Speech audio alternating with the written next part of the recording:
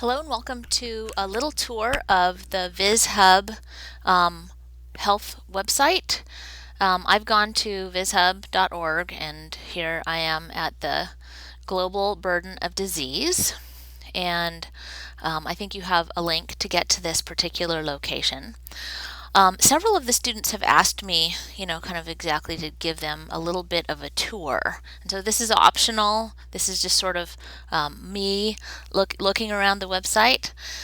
If you have, and I'm pretty sure that every single team has, a global health student, they are much more of an expert than I am. And so I would say definitely tap into their expertise. But I will show you some of the things that I've noticed about the website that are really interesting, and hopefully this will get you started kind of looking around on your own.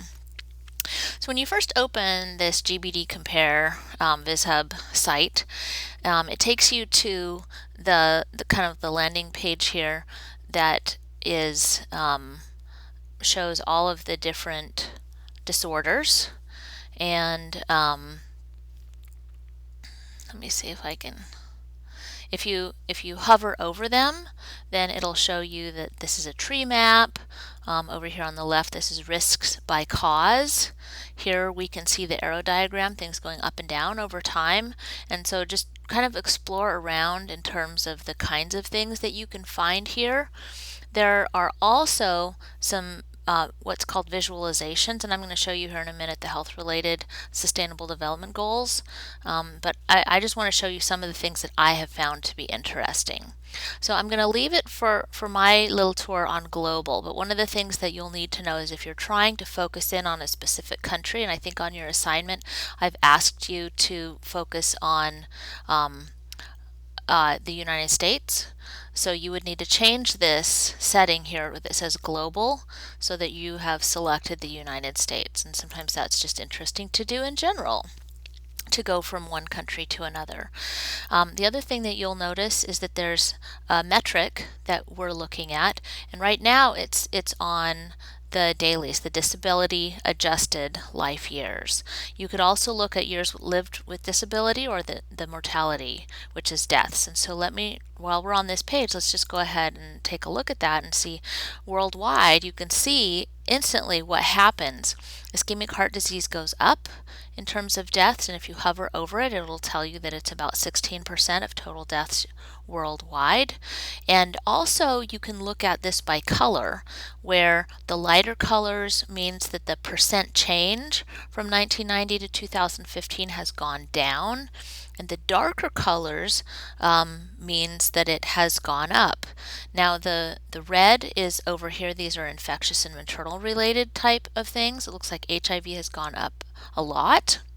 Then you have injuries in this green area down here, and then the blue is chronic disease. So kind of infectious disease, chronic disease, and injury. Those are the three main areas that we really think about in terms of categorizing these kinds of things, deaths or years lived with disability or the dailies. The other thing I want to show you is right over to the right of cause is something called risk. Now the chart actually stays the same, but when I click on risk, what it does is it fills in part of each of these squares, and you'll notice some of them, like here's other neoplasm, is not filled in at all, but stroke is partially filled in, and it says that the attribution of stroke is 86% to the risk factors that they are really identifying. If we look at ischemic heart disease, that's higher than 90%. So the vast majority of ischemic heart disease has known risk factors, and what they've tried to do is to really parcel them out into the kinds of risk factors that maybe we have control over or that we know we don't have control over. You could look at all of these different kinds of things: diabetes, COPD, lower respiratory infections are a big deal worldwide, HIV of course, even road injuries. 35% of them are attributable to some kind of risk factor that we can can look at. So let's go ahead then and take a look at some of the risk factors for these, and that's this next one down here underneath tree map is risks by cause. And so here we have what this has done is it has split out the risks into three main categories: behavioral, metabolic, and environmental. And so these are sort of the three lump categories of how we like to think about things. Metabolic, a lot of people will argue that the behavioral effects sometimes will go through the metabolic pathway. So for example, cardiovascular disease is this big one that you'll see here. So it looks like 20% of total deaths, and they give you an absolute number and the behavioral risk factors for cardiovascular disease. A lot of those risks, as we'll see in a minute, have to do with nutrition. Well, they may go through the pathway of somebody having elevated blood pressure or high BMI, and so these aren't really nice, neat categories. It'd be, for somebody who's really, really concrete, they'd like to see things that are extremely distinct and don't overlap, but in reality, these are things that really impact each other. So the next thing that I'd like to do is show you how, if we're looking at the behavioral, metabolic, and environmental, I can look at it on different levels. Here, all of the behavioral are lumped together. And so I can go up to, say, level 2, and you'll notice now that dietary risk factors, let's see, there are a variety of, here, let me go back. This will probably make it a little bit easier. If I click on behavioral, see how it has an underline?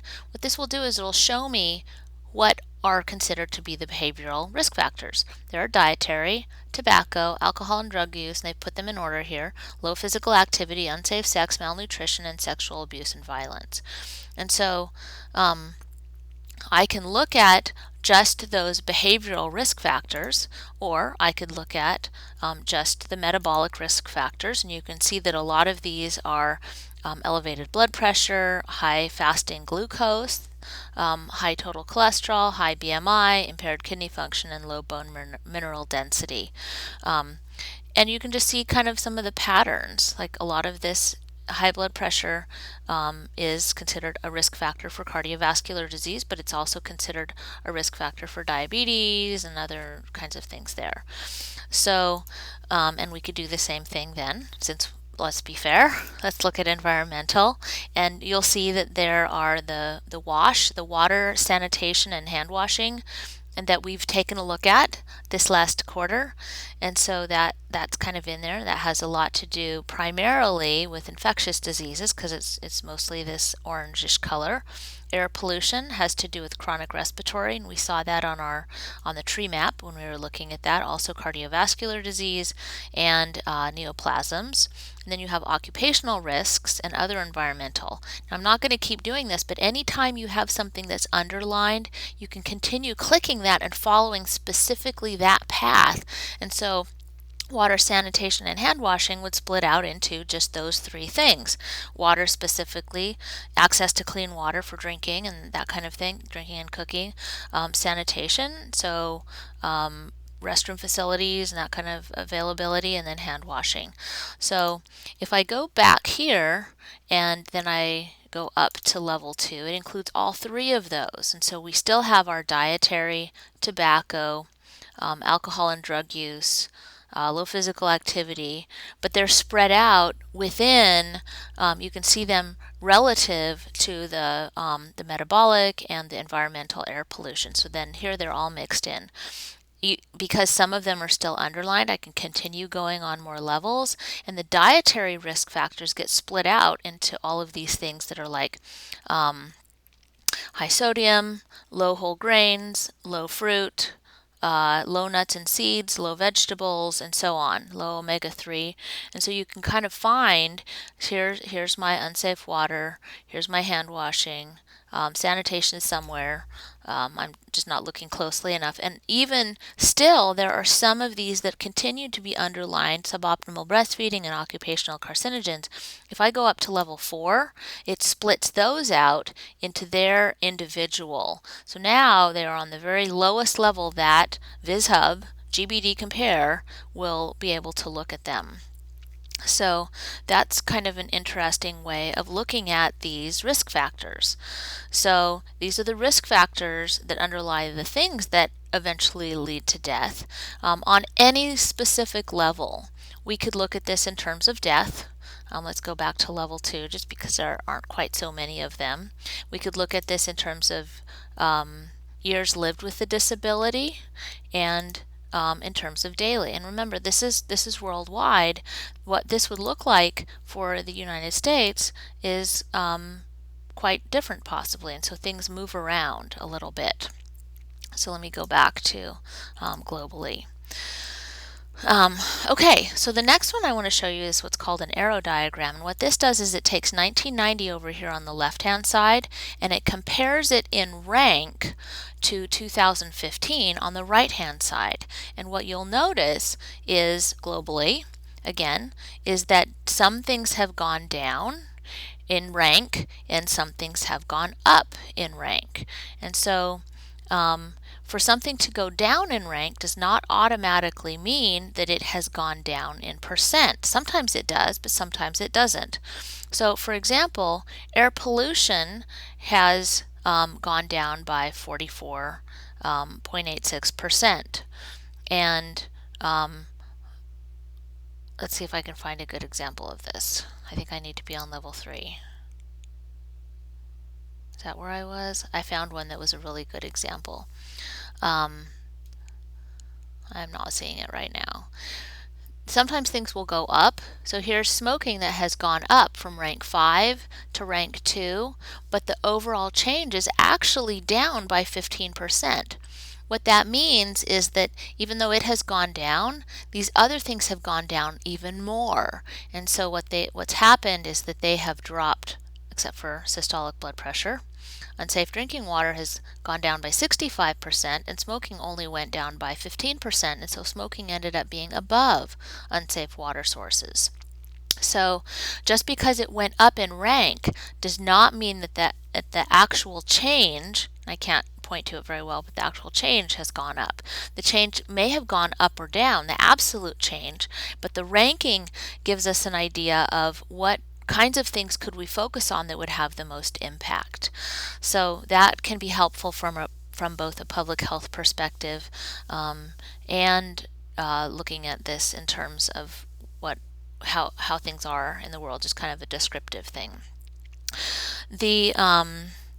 Let me go ahead and show you something else here. This is called a heat map.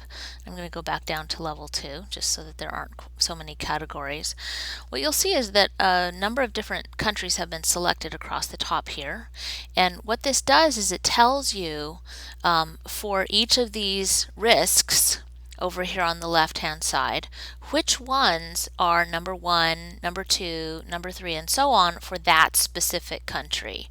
And so in the US, number 1 is dietary risks, which is red for all of them, so you can spot it easily. Number 2 is orange, so you can see it again, is tobacco.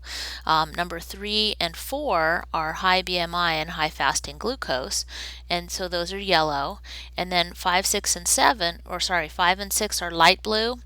7, 8, 9, and 10 are a medium blue, and then the remainder are a dark blue.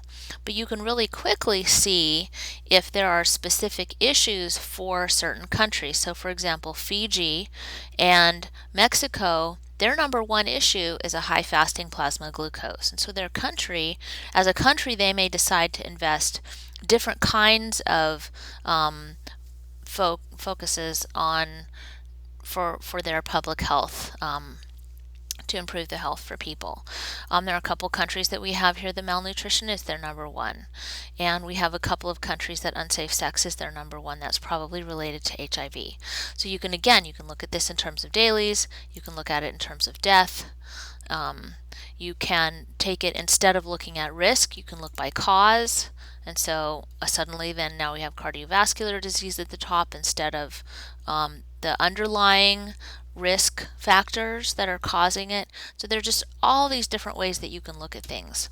The last item that I'd like to show you is under visualizations here at the top, and it's the health-related sustainable development goals. And we get to look at Iceland first for 2015, just because it is first on, I'm not sure why, it just is whenever you come here and land. And if you were to look at some of these, you would see the maternal mortality ratio, the proportion of births that are attended by skilled health professionals. Some of these are millennial development goals and some of them are not. And so here we have the under 5 mortality rate. And then we have the neonatal mortality rate, which is during the first 28 days of life. Here we have an age standardized rate of new HIV infections.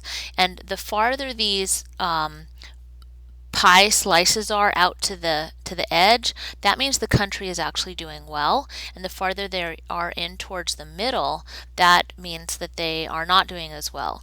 You can see for Iceland in 1990 what the SDG index was, and kind of as it goes along it looks like they are improving in a variety of different areas, and so that's their index is going up.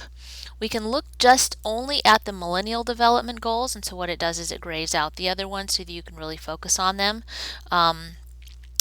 The water is one, sanitation is another one, and then hygiene is not a millennial development goal. So if we click on non-millennial development goals, then this one will show up in color. So it really helps us to kind of focus in on those. There actually is one other thing that I wanted to show you here. Let's see if I can find it really quickly. Is it patterns? Yes, absolutely. Okay, this is great. One of the things that's interesting to look at is at what age are certain things happening. And so how we typically think of this is the first week of life, the first 7 days, so days 0, 1, 2, 3, 4, 5, and 6 are considered to be quite a dangerous time of a person's life. You can see that a lot of mortality happens during this time frame. We could look at wildies or dailies in terms of that too, or we could change it to specifically the United States or some other country. But this days 0 through 6 is kind of like a dangerous time. That's called the early neonatal period. From days 7 through 27, that's the late neonatal period, and 28 through 364, so in other words after the first month of life, that is the post-neonatal period. So these first 3 columns represent just 1 year of a person's life, and these are the sort of dangerous times for being alive. And then we get to years 1 through 4, also somewhat risky in terms of being kind of susceptible to a variety of different things. And then typically for a lot of different countries, and certainly globally here, we see that years 5 through 9, 10 through 14, kind of all the way up through sort of the 40s, it really flattens out. And so we're not seeing a whole lot of things that are happening during that time frame. But then the risk starts to go back up, so that when we're getting to 70, 75, 80 plus, kind of everybody else is lumped in here, it sort of rises there. And you can see the difference. Here we have neonatal disorders, things that happen early in an infant's life, that kind of affecting less during the late neonatal period and certainly less post-neonatally. So we can restrict this in a variety of different ways. We can look at just different countries, years lived with a disability, dailies. So I hope that gave you a little taste of this website. It's extremely valuable. You can look at things really quickly, and one of the things that I really like is that as you click on things and change them, you see it kind of move real time. So take a look, enjoy kind of looking around, and I hope this helps you with your assignment.